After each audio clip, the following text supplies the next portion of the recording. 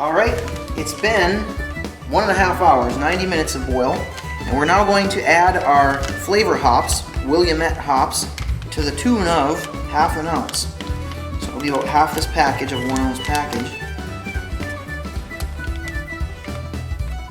See, I'm going to do it this way because I don't want my hops to get all wet with the steam, because we're going to save half of them for later.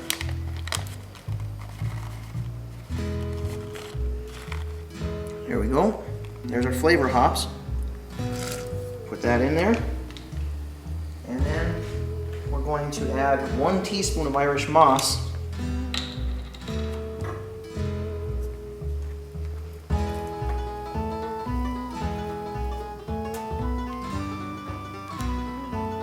Here's 1/2 teaspoon.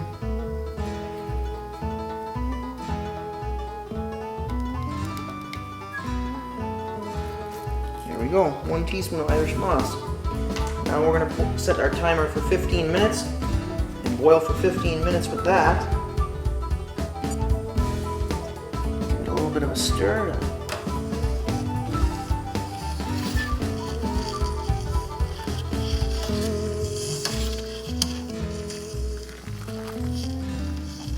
Very fragrant. The whole garage is just very pungent. It smells kind of good, I think.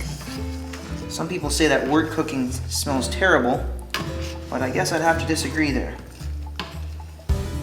The grist smelled divine. That was like sweet cereal or feed. And the wort does have a little bit of a bitter quality, a pungent quality, but it's very fragrant.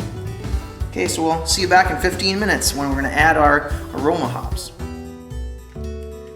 Alright folks, it's been 15 minutes. We're in the final stretch, 5 minutes of our aroma hops. So we're going to add Tettnang, 1 ounce Tettnang hop pellets for our aroma hops, and boil for another 5 minutes.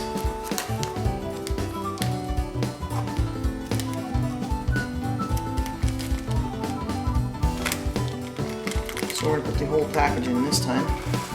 1 ounce package. Give it a little bit of a stir.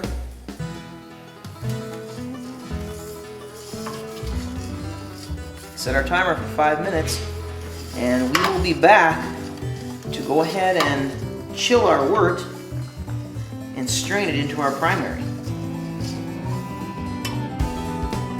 Okay, it's been the last 5 minutes. Our boil time is done. Our brew is done. So now what we have is our wort. We're going to cover it, turn off our burner. We're going to bring it in, and we're going to cool it down with a wort chiller. After which time we're going to strain it into a carboy. We're just going to use a single stage fermentation. We're not going to do primary and secondary with this. We're just going to reduce our risk of contamination by just going straight to glass carboy for our primary and just single fermentation. Alright folks, what we're doing now is we've submerged our wort chiller in our wort. And we're going to cool it down to about 70 degrees Fahrenheit, hopefully. That's our goal here. We're just purging water through our chiller.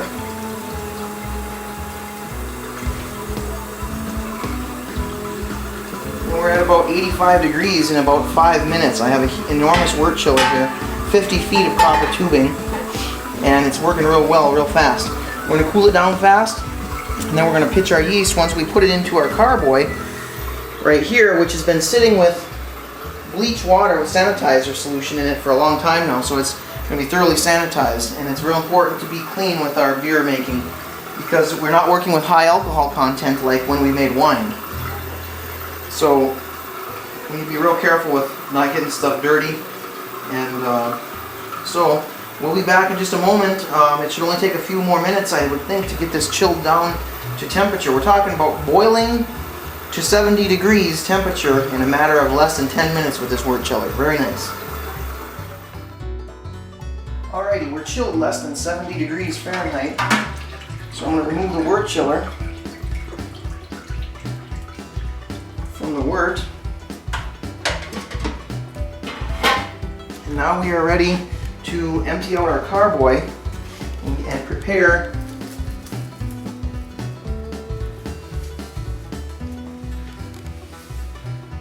Putting ourselves into fermentation.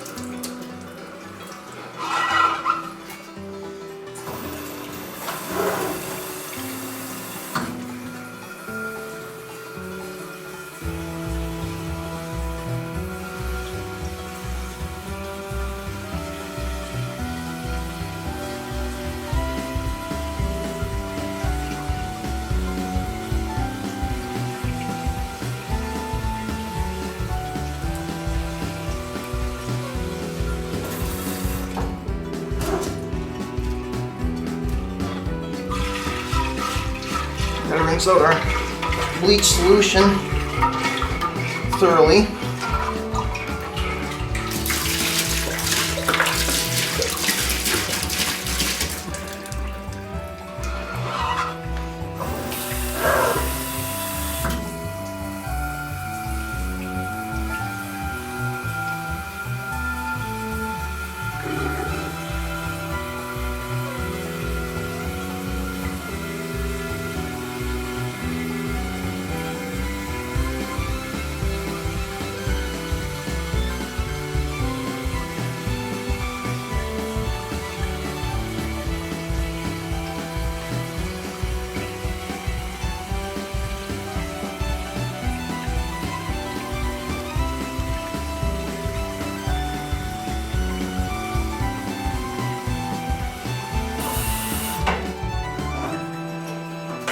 One thing that we're just going to be worried about here is we want to make sure our yeast is about the right temperature as our wort, so I'm going to try to compare that here momentarily.